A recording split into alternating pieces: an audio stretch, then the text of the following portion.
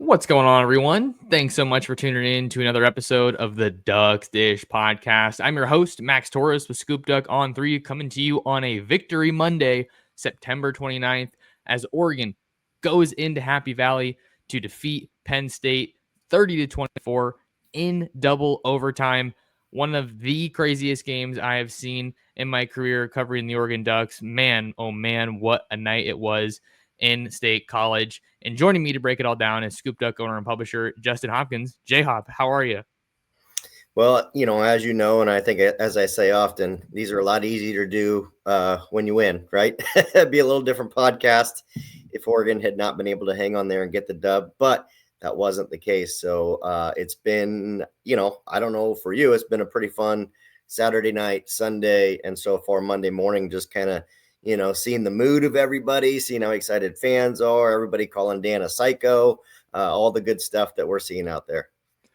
It was a crazy Saturday night for sure. I mean, it was an up and down roller coaster. I thought that one was kind of on ice when Jordan Davison had that touchdown to extend it to a 17-3 lead for the Ducks, and then after that, Alex Harkey unsportsmanlike conduct penalty stalled that drive and forced a punt. It was really downhill fast for Oregon in that one, but Penn State forced overtime, and the Ducks did their thing and were able to come away with a massive, massive win. The James Franklin narrative in big games continues.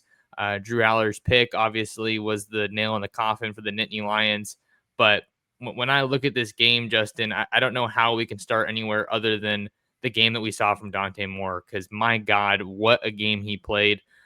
Just a terrific performance from Oregon's starting quarterback, and he completed, let's see here, 29 of 39 for 248 yards and 3 touchdowns. Also picked up 35 yards on the ground, and they were not easy yards to come by. He got walloped a couple times, but he scampered 10 times in that game. Just what a performance from Dante, who is now the Heisman Trophy favorite.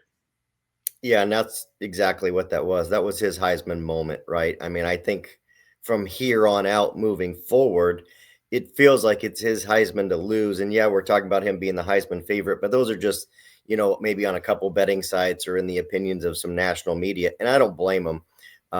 Just to me, the way he played on the road in that hostile environment, everybody knew those were going to be factors, and they really weren't a factor to him. Obviously took care of the football. I know he didn't put up huge numbers running the ball, but he had several runs that were big and mattered and were able to keep the chains moving, able to keep the drive going. Even if they were only for 5 or 6 yards, they were just key runs. And I mean, you watched him throw the football, and it was a number of ways, right? It was deep, it was sidearm, it was, he was doing so many things. And I recall making a comment just, to myself that, man, it was in the second half. His jersey looked more green than it looked white. He had been, like you said, taking some shots. He'd been beaten up. You could tell that they were taking a toll on him late in the game, but it was, hey, man, I got to finish this thing. So just a gritty effort. Obviously now he's starting to get looked at in a very serious manner for the NFL and in those circles. And of course, obviously now he is, frankly, he's the guy to beat for the Heisman right now moving forward. Just a terrific game from Dante, and you really saw his poise on full display in a game where we saw it took the offense a little bit of time to settle in. And I want to say that we actually saw a silent snap count in that game, given how loud 110,000 fans tend to be. That was one of the adjustments that Ducks and Will Stein deployed in that game against Penn State. And Oregon's rushing attack was also pretty solid on the day. I think they finished with 176 rushing yards in their win. 248 passing yards to bring it to a grand total of 424 yards. Dante did throw a pick on the 2-point conversion, but it looked like they didn't record it as a pick. So that actually marked the 4th game that they haven't turned it over. So doing a really good job taking care of the ball. And man, one of my takeaways after that game, Justin, it kind of felt a little bold to say in the moment, but I really don't feel like it's even that hot of a take at this point. I think it's very clear that Oregon's 2 best running backs are both freshmen, and that's Jordan Davison and De'Aaron Hill, who showed up big time in this one. Yeah, I know. First off, that's not necessarily a crazy hot take at the moment. I agree with you. Those two guys, I mean, it's thunder and lightning back there, and they both do their roles incredibly well. I think one of my favorite parts of the game was not only that Jordan Davidson played, picked up some short yardage, but I mean, he lined up out there effectively as a fullback in several blocking situations. That's the kind of selfless play that makes this team better. I mean, seeing guys that are willing to do that, watching Kenyon Sadiq take great pride in his blocking on the perimeter, watching Decory Moore not only catch the ball, but block his ass off out there as well. So, those are the things that have made this team at the level it's at. There's obviously really good players and things like that, but it's that selflessness, it's that buy-in, it's everybody doing the small things that matter, that all add up, are making this team really tough. I will say this: I think back to your original point. For me, I can't see enough of De'Aaron Hill. Like, put him out there, give More, him, yeah, give him more. 15, 20 carries. I will not be mad. Even if he fumbles the ball, I'll take that versus what he's going to give you picking up, because he is just an absolute explosion waiting to happen every time he touches the ball. I do think Noah Whittington might be Oregon's most complete back when he's healthy. I think it's pretty clear that he's not at that level. Obviously, he's missed the last few games. He was able to play in this game. Looked like he was running pretty good early on, and I don't know if he got, nicked back up, or maybe it was the fumble, maybe just who knows. But obviously the two freshmen came in and kind of took it from there, because we didn't see a lot of Noah Whittington after the fumble. I don't think the coaches were punishing him. I just think it's one of those things where you're in the heat of the moment and it's like, hey, let's give these guys a little bit of run. And they had the hot hands and you wrote it. And so I don't see any fault with it. I don't think, Noah Whittington's not been a fumble machine. So I don't think he did anything wrong. I know obviously it was overturned, but still it was some, a little bit of ball security there that you're worried about. And I think when he's healthy, he's Oregon's most complete back. But I'm like you, the next 2 or 3 games, if you want to give De'Aaron Hill and Jordan Davison the bulk of the carries, you will not get any argument from me. And it's kind of wild that we're talking so much about Jordan Davison because he only actually recorded 4 touches in that game against Penn State, but one of them was a touchdown. So of course we're going to talk about it. And man, this game just had everything, Justin. I don't know what more you could have asked for from a game that had game of the week billing heading into the night, heading into the week of the college football slate. And there were so many defining moments, so many clutch plays. And that was one of the things I wrote about for us on Scoop Duck yesterday, was that Oregon has the clutch gene. Whether we're talking about Dante Moore running the show on offense, Kenyon Sadiq had a clutch grab, Decory Moore had a clutch grab, Jordan Davison, obviously, with that touchdown on 4th and 1, when I'll admit, I was like, Dan, take the points. Like, points are so hard to come by in this game. It was 10-3 at the time. You were 4th and 1, maybe inside the 10. But Dan rode with his guys and opted to go for it. And obviously that paid off in a huge way, with the Ducks extending their lead to 14 at the time. But for De'Aaron Hill in that discussion, he maybe doesn't have the frame that you'd like for a bell cow guy. He's listed on the roster at 5'11", 205, so not like super light. But I mean, I think most of the guys that you see recording 20 plus carries a game are probably north of 215, 220 ish. So Rashad Samples has a great problem on his hand, if you want to call it that. I do think that what you saw from Jaden Lamar was, I don't know if I would say concerning, but it's just so clear to me at this point that he just doesn't have the juice that some of those other guys do. Doesn't have the burst that you need to get going in a game like that. So I know a lot of people on our boards were voicing their thoughts on how Jaden Lamar played, and I'm not saying he's a bad player. I just think that we're starting to get more clarity as the season goes with where these running backs stand. And I think another big takeaway was we didn't see any of Makai Hughes. I don't even know if he made the trip, according He to some of didn't. the reporters that were on the scene there. Yeah, it's really tough because you don't want to hop on here and criticize Jaden Lamar, who's had a good year, right? He's had a Yeah. solid year. That's kind of expected for somebody that's getting that amount of carries in this offense and the way the offensive line blocks. But like you said, I think, I mean, you said it the best. He does lack that juice. He does lack that spark. De'Aaron Hill 100% has that. I'm certain the reason that Lamar is out there is because he's Mr. Dependable, right? Mr. Reliable, doesn't turn over the ball, is an excellent helper in blocking, does some really good blitz pickup there. I'm sure those are areas that the young guys need to continue to get better at and hopefully will. So I understand why Lamar is out there, but if we're just kind of being honest, and if let's just say there's 100, carries out there up for grabs, I wouldn't mind if Lamar's getting fewer and fewer of them as those freshmen continue to get more. Not saying he shouldn't play at all and shouldn't be out there. I think the rotation's good. I think you could also tell that Lamar was getting tired and banged up in that game, and that's when they did kind of shift to Hill and Davidson. And it's a great problem to have, right? Like, hey, we're able to rotate 4 backs deep, and when the guy gets worn down or he gets nicked up or whatever the case might be, we just keep going. And I know Penn State has 2 really talented running backs, but Oregon has 4, and that's pretty dangerous. So yeah, they might not currently have that bell cow home run hitter, give him 30 carries a game, but between those guys, obviously you can put together a very nasty rotation. And I've said it kind of starting the year, and I say it again. The offensive line does a better job in run blocking than they do in pass protection. They're not bad in pass protection. They're just better at run blocking. And so if you combine those two things, say, hey, look, these guys block really well up front. Let's run behind them.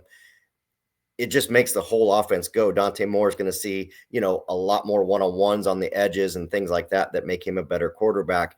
And I think the offense, kind of begins with the run game. It absolutely does. And I like your point there as far as the pass blocking versus the run blocking. I think for the longest time, I mean, basically my whole life, like Oregon's been very much a run first team, even though you're seeing this Wilstein offense just display tremendous balance on the year. There's still a run first unit. I mean, he said it himself, as have multiple players on the offensive side of the ball. You gotta assert yourself in the run game so that you can open up the rest of the offense. That's basically football 101 at this point. But I think that was a really interesting takeaway from what we saw in Happy Valley was the play of the offensive line. I think they had like 2 false starts. One of them was on Kenyon, and then maybe the other one was on Jamari, I think, unless I'm not remembering that right. But like those are pretty good numbers, like, and they weren't like false starts that completely derailed the drive. Maybe one of them did, but like overall, a very solid showing from Malik Terry's offensive line. I know the discussion was really around Isaiah World and Alex Harkey and how they were kind of handling themselves on the edge of that offensive line. Hell of a test against guys like Chaz Coleman and Denai Dennis Sutton. Wasn't perfect. Had some moments that weren't pretty. I think both teams got away with some pretty wild missed calls. No holds. The Jaden Lamar almost got decapitated on that play, and I have no idea how it wasn't called the targeting. And then you have Noah Whittington obviously getting ruled down after that fumble. Like there were huge momentum swings, and I think that both teams definitely benefited from that. But overall, you have to be growing, and your confidence in the offensive line has to be growing. Just from the start of the season to now, Dante Moore wasn't sacked again, which I think equally speaks to his ability to have a great pocket presence and know when to get out of there. I mean, his touchdown pass to Gary Bryant was just. I felt like I was watching a drill at a camp, Justin. Like when the coach is there and he's like swiping at you with the bag or whatever it is, and then you drop your shoulder in and then step up in the pocket. I mean, that thing was just beautiful, man. And how about Gary Bryant? I mean, he absolutely deserves a shout out for everything that he's been going through, all the injuries that he's had at Oregon, and for him to show up and perform like he did. I mean, that was just really, really good to see. Yeah, first off, I'm going to go back to one point. I think when it comes to the officiating, what I look for in officiating for me on a game-to-game, there's going to be bad calls. There's going to be missed calls. There's going to be bad calls. You can call holding on every play if you want. Like it happens. Yeah. And what I look for is consistency, right? I think there were missed holds on both sides, and I'm fine with it. You missed some on Oregon. You missed some on Penn State, right? Targeting / non-targeting call, that was pretty tough, and, I know the decision to overturn the fumble or that his knee was down. That was like, I don't think anybody was egregiously screwed in the game. I just think that crew was very consistent. They were pretty lenient with holds on both sides. I think each team kind of benefited from, maybe a missed call or an overturn or however you want to see it. I don't feel like anybody was giving a huge advantage in that game. So that's kind of my takeaway on officiating. Like, if you're going to call holding really tight on Oregon, you need to call it really tight on Penn State. And instead, I think they were fairly loose on both. And I'm okay with that. Mateo Uiagalelei was held constantly as well. I'm sure the Penn State edges were too. They're really good players. World and Harkey had their hands full, did a good job, but those are two really good players, like you said. Yeah, it's just that's kind of my takeaway on the officiating. I know Penn State fans are kind of pointing to some things and feeling like they got hosed. Like, you can kind of make arguments on both sides at the end of the day. It just such a complete win, though. I mean, for the way the staff was able to put everything together. I saw a tweet just a minute ago that was kind of talking about, we were talking about a little bit there, but with the offensive line and the fact they were using so many silent communication on the line of scrimmage because of how loud it was. And, I don't think folks are talking enough about the job Pancho Lalulu did in that game. He was outstanding. Obviously, the only time you notice a snap is when it's a bad snap, which wasn't the case on Saturday night. I know the offensive line was perfect, but that was a really good defensive line and a really tough road game. And those guys made a number of adjustments and did well. If you're expecting Isaiah World to be Josh Connerly 2.0, he's not that player, and that's okay. He's good enough to get the job done. Alex Harkey, I've seen it and I agree with it. I think he's an upgrade at right tackle over Ajani Cornelius from a year ago. He's going to make mistakes. I think the unsportsmanlike conduct call was bullshit. But again, I don't think anybody was second guy always gets caught. Yeah, I don't think anybody was overly screwed by officiating. It is what it is. He's really good in the run game and he's pretty nasty. I think those guys will continue to get better. And if that's the case, again, I think this is something Josh Pate said. That might not even be the best version of Oregon we see all year. And he's probably right. I mean, these guys are going to continue to get better. I mean, that back end on the secondary is going to communicate better. Like you said, Gary Bryant Jr. stepped up in this game, which was great to see. Everybody knows about Dacorian Moore. There's going to have to be a second or third pass catching option that steps up because teams are going to start focusing on Dacorian Moore more. And so if that's Gary Bryant Jr. and if you sprinkle in some Sadiq and Jamari Johnson, that's what this team's going to need, is just to kind of fine tune those areas and continue to getting better. Because ultimately, if we look at Ohio State last year, they got better after that Oregon loss week after week, and they were the best version of themselves when it mattered most, when they entered the playoffs. That team was an absolute juggernaut that we expected them to be all year when it mattered most, and they hit the playoffs.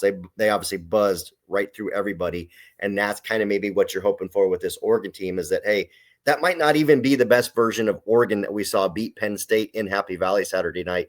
And if they can continue to just make those adjustments and get better, the best version might show up in the playoffs, which is kind of crazy to think about.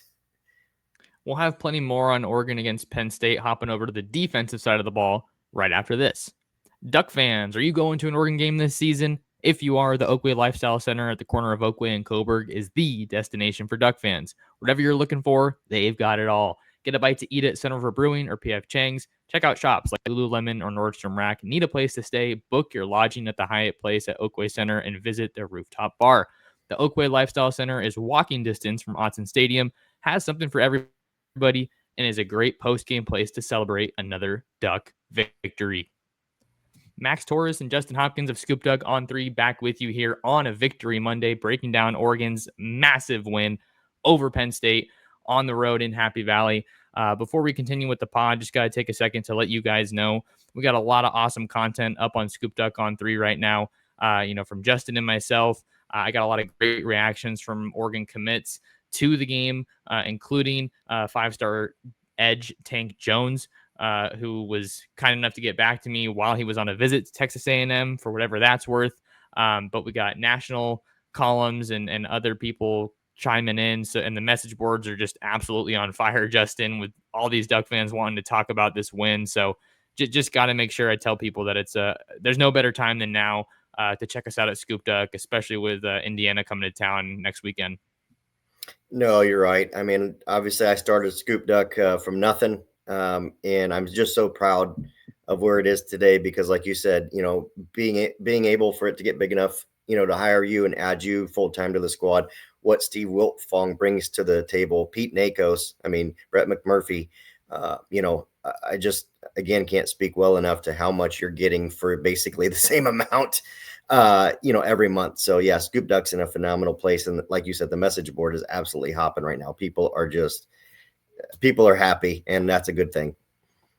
It's definitely a good thing. It's a fun time right now. So come and join the party. Be a part of Scoop Duck on 3. Just $1 gets you started on your subscription. So, Justin, let's talk some more defense on this one. Obviously, Dylan Thienemann's pick was the play that everyone wants to talk about.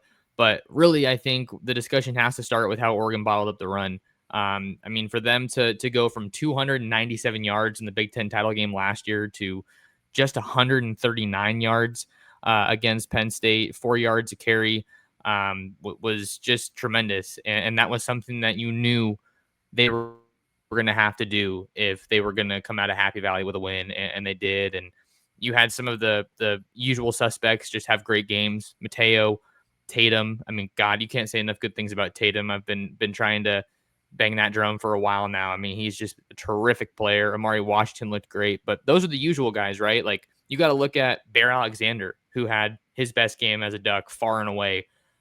Terrence Green got in on the action as well. And there were just so many guys that contributed along the defensive line. And that's what you're going to have because you had so many known commodities already. So heck of a job by Tosh Lapoy and Tony Tuioti. Yeah, games like that are why take a risk, if you will, on a guy like Bear Alexander. And you tell him, hey man, you've played at this level in your college career so far. If you want to get to the NFL in that next level, it's up to you. And that was Bear Alexander's game as a college player by far on any team. And so if maybe that's something that he can take and build on and continue to move forward, that's a guy that Oregon needs. I mean, Amari Washington's out there. You saw where Oregon's depth was tested on the line of scrimmage Saturday night. They were, I was reading Brandon Gibson on Scoop Duck. I was reading his snap counts, and it was a little bit of a tighter rotation this game, which you expected, right? You weren't going to get 3 and 4 deep at linebacker. You weren't going to get your 6th or 7th cornerback out there in this game. We knew that was going to be the case. So, this was where Oregon basically said, hey, we're keeping it tight. You guys, we're going to try and keep you fresh best we can, but we're going to need you. And so I'm with you. Tatum Tuioti was he the defensive MVP? I don't know. He played a hell of a game, and he was a key in the run game. He obviously created a lot of pressure. He was busy making tackles. When he went out with that injury, which he went out for, I think he went out for a series or a handful of plays, and then I saw he was back out there. I was like, oh, thank goodness. Just because his leadership, his effort, he's that guy on the field along with others that just really impacts that defense. And, Amari Washington, if you just watch him on a snap by snap basis, he's halfway across the line of scrimmage before the offensive lineman's up out of his stance about half the time. It's pretty remarkable, his get off. He did a great job in run support. And like you said, we talked about Oregon's offense, the key for Oregon's offense being able to run the ball. It's the same for Penn State. So if you're Oregon's defense, you want to try and force. That was my feeling, like, hey, make Drew Aller beat you. Like, he's got all the hype, but really, what have we seen from Drew Aller this season? And it hasn't been much. He's honestly regressed this season compared to last season, overall. And I don't just mean Saturday night. So that would have been my game plan was, hey, Drew Aller, you go out here and beat me. We're going to try and take away your best part of your game, which is the 2 running backs, which were great. I think Oregon did a phenomenal job stopping the run. It was clear that defensive line got tired in the 4th quarter. And I don't blame them. I totally understand it.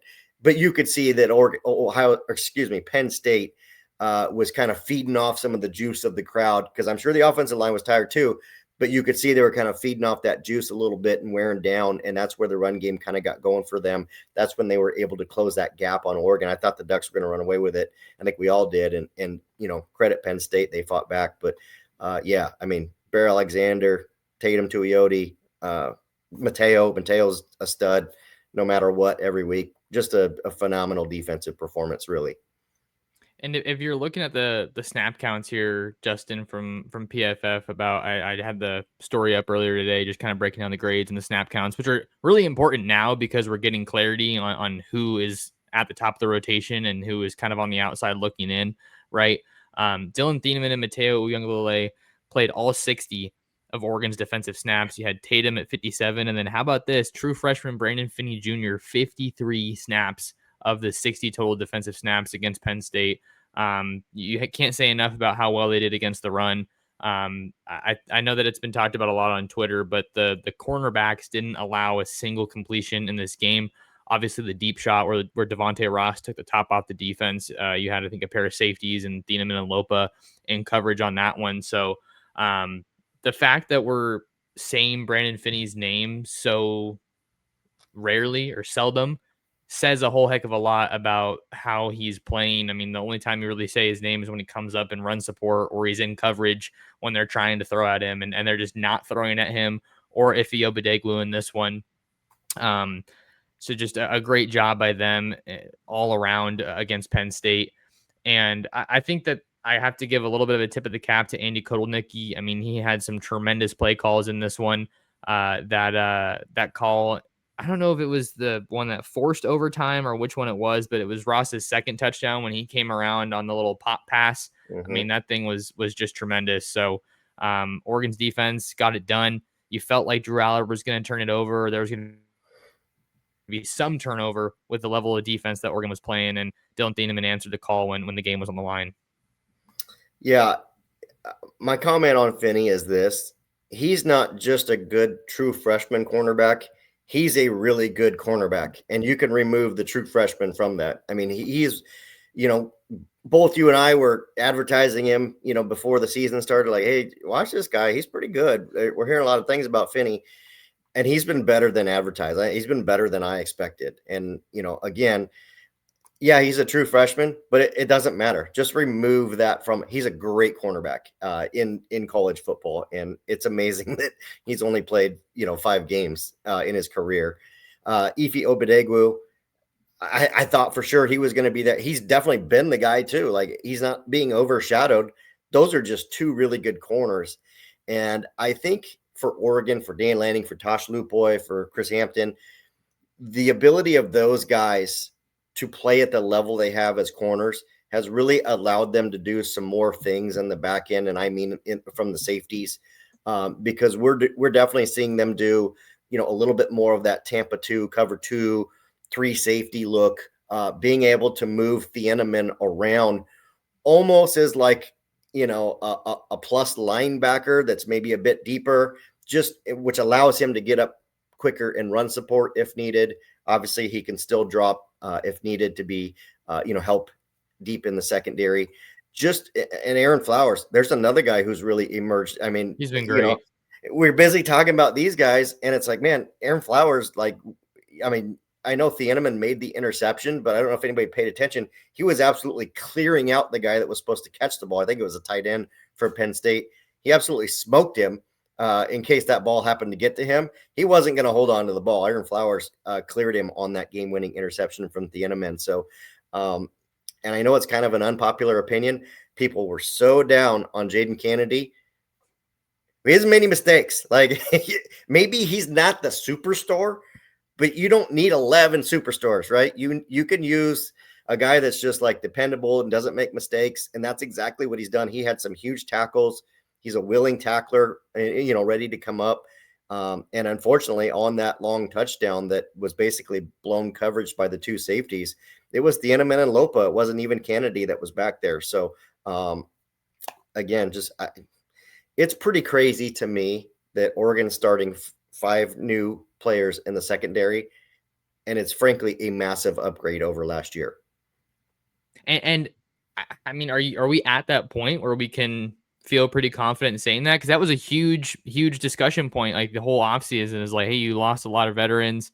You lost all your snaps, almost all your snaps, I should say, from a year ago. But just a tremendous testament to Chris Hampton, Rashad Wadood, and the rest of that defensive staff.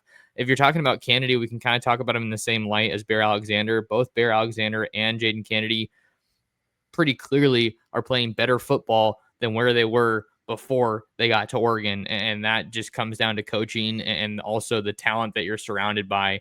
And Oregon's done a really good job getting a whole lot of really good players. So I know we're kind of cutting it tight. I think you can add Theron Johnson to that too. Add Theron Johnson, and those were 3 low risk, relatively high reward transfers for Oregon.